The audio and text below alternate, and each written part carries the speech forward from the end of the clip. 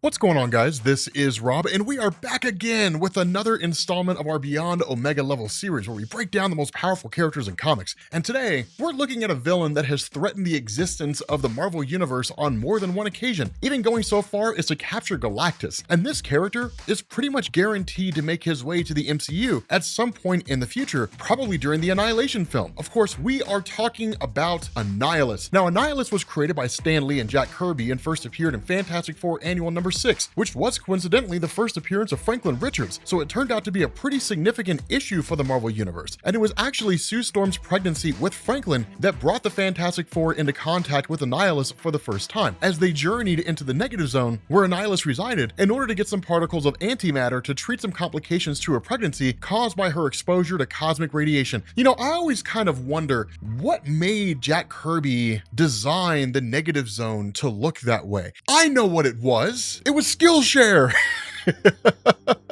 Brand deal time. Yes, Skillshare, ladies and gentlemen. Skillshare is an online learning community with thousands of inspiring classes for creative and curious people where you can explore new skills, develop existing interests, and get lost in creativity. Now, we recently crossed 2 million subscribers here on my YouTube channel. And one of the questions that I get all the time is, how do you get to a channel that big, right? How do you grow on YouTube? Here's a funny thing. There's an amazing class taught by a guy named Andy J. Pizza, which is an interesting name, and it's called Find Your Style, 5 exercises to unlock your creative identity. And would you believe me if I told you classes like that are key to succeeding on YouTube? Because you don't just want to be me, right? You don't want to copy me. You want to have your own style. If you fire up a YouTube channel and you're basically a mini version of me, you're never going to get as big as me. Classes like this will teach you how to develop your own identity. They'll teach you how to develop your own YouTube channel in such a way to where it can become an extension of yourself. Everything ranging from developing huge ideas to populating your world with different concepts and philosophies, creating your own kind of style key. This will teach you that. And that's the benefit of Skillshare. It offers membership with meaning, where you can connect with the support of fellow creatives and enter a community of encouragement, communication, and inspiration. So the first 1,000 of my subscribers to click the link in the description will get a 1-month free trial of Skillshare so you can start exploring your creativity today. Having said that, let's get back into our video.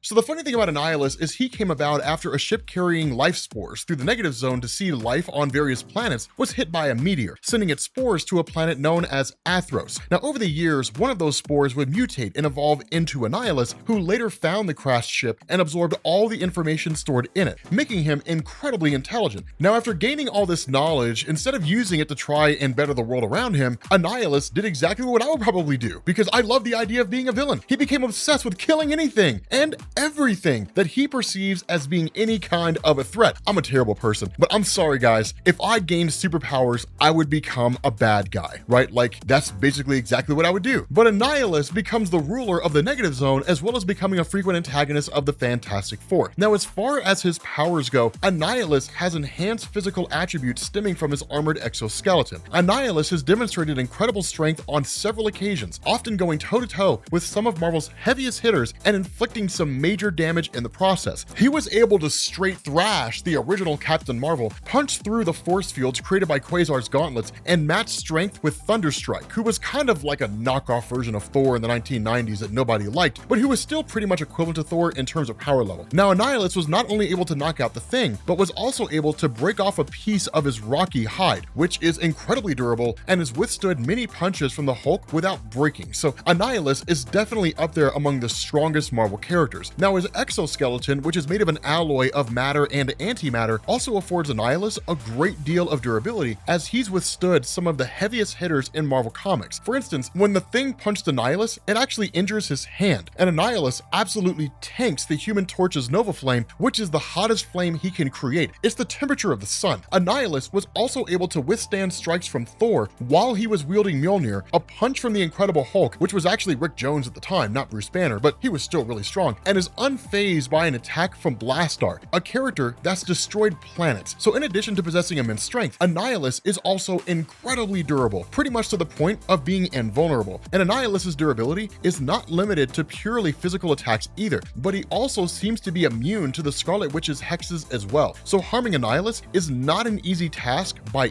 any means. Now, in addition to his strength and durability, Annihilus' exoskeleton allows him to survive the vacuum of space, but his exoskeleton is is only the beginning of his power set, as he is made vastly more powerful by his mastery over the Cosmic Control Rod, one of the most powerful artifacts in the history of Marvel Comics. The Cosmic Control Rod, for those of you guys who don't know, was created by Annihilus after he found the starship that crashed in the Negative Zone and put on a helmet that transferred all the knowledge it contained into Annihilus's mind. And since creating it, Annihilus has used the Cosmic Control Rod for a variety of purposes, but mostly to prolong the lifespan of his cells, which has allowed him to live far longer than he otherwise would, since insects typically have short lives. But the Cosmic Control Rod allows Annihilus to manipulate matter and energy on the atomic level, which he takes advantage of to augment his physical attributes to even greater proportions and produce powerful blasts of cosmic energy, one of which was able to match the energy blast from Thanos. Not only can Annihilus use the Cosmic Control Rod to project energy, but he can also drain energy from others as well, and he's used this to drain energy from characters as powerful as Odin and Quasar, and in the latter instance, once he drained Quasar's energy, he also stole his quantum bands, making him even more powerful. The Cosmic Control Rod also grants Annihilus other powers, such as telekinesis and telepathy, and although Annihilus is an extremely powerful character in his own right, he's made even more formidable by his control over the Annihilation Wave, which is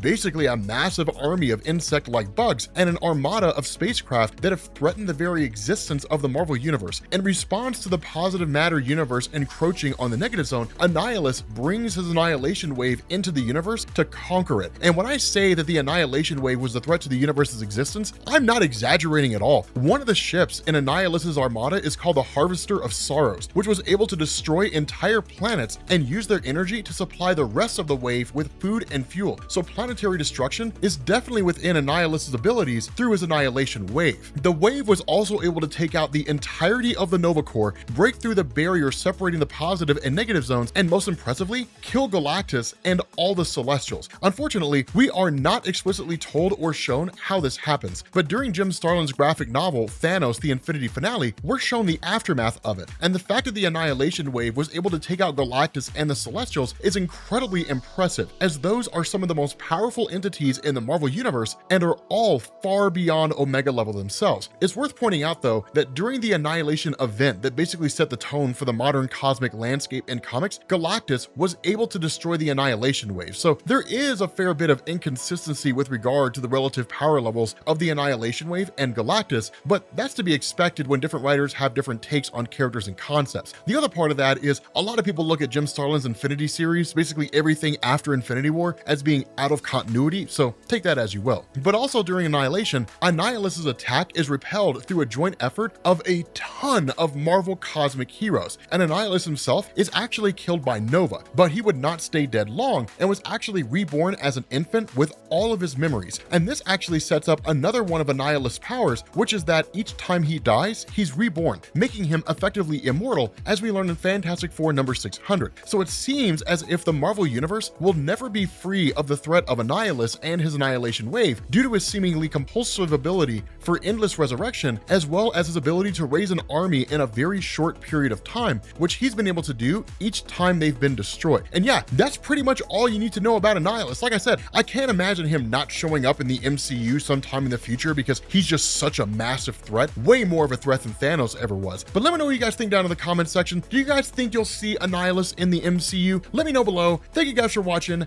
and I will catch you all later. Peace.